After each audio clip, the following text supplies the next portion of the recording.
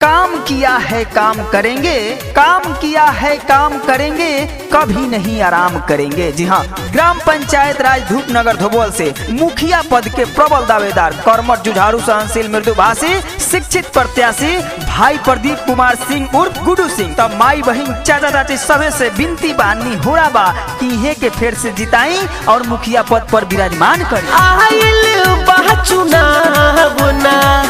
भुला के बजी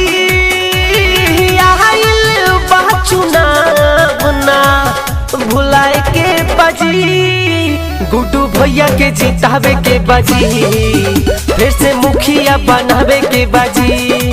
प्रदीप भैया के जितावे के बजी, फिर से मुखिया बनावे के बजी। जात पात की बात नहीं, अमीर गरीब से घात नहीं, सबका साथ सबका विकास। जी हाँ, रउआ लोग बात के भली भांति जानता नहीं कि हर दुख सुख में अगर कोई खड़ा होके अलावा हमनी के संगे तो ऊ बारे प्रदीप कुमार सिंह उर्फ गुडू भैया। तब माई बहन चाचा चाची फिर से इहे के जिताई, इहे के जिता के अपना क्षेत्र में वैसे ही विकास के गंगा बहाई। सोची समझी रउआ करी विचार जी, निमन बाई कर व्यवहार जी, फिर से जिताई रउआ परत बानी पौआ, दी जाइन का के प्यार जी।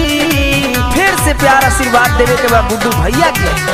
सोची समझी रउआ करी विचार जी, निमन बाई कर व्यवहार जी, फिर से जिताई रउआ परत बानी पौआ, दी जाइन का के प्यार जी।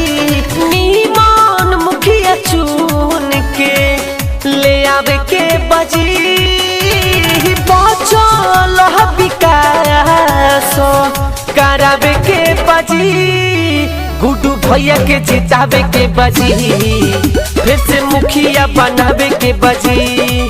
गुड्डू भैया के जितावे के बजी, फिर से मुखिया बनावे के बजी।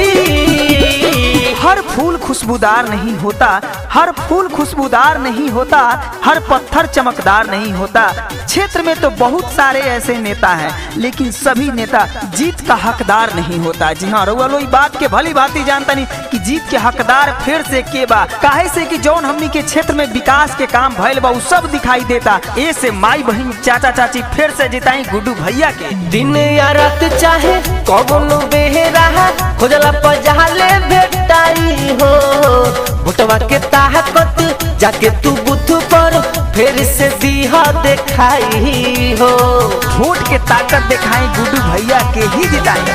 दिन या रात चाहे कौनो बेहरा खुजला पजाले भेटाई हो, बुटवा के ताकत जाके तू बुथ पर फिर से दीहा दिखाई हो। नीरज के गाना बजावे के बजी, आनंद से प्रचार करावे के बजी। प्रदीप भैया के जितावे के बजी, फिर से मुखिया बनावे के बजी। प्रदीप भैया के जितावे के बजी, फिर से मुखिया बनावे के बजी। अगर रउआ लोग भी चाहता नहीं आपन चुनाव के दमदार चुनाव प्रचार कैसेट बनवावल तो जल्द से जल्द संपर्क करी SK recording studio Barhampur Chhapra में। जी हाँ, इसके रिकॉर्डिंग स्टूडियो बरहमपुर छपरा में, जेकर मोबाइल नंबर बा 9931252808। जी हाँ, पुनः मोबाइल नंबर नोट करी 9931252808।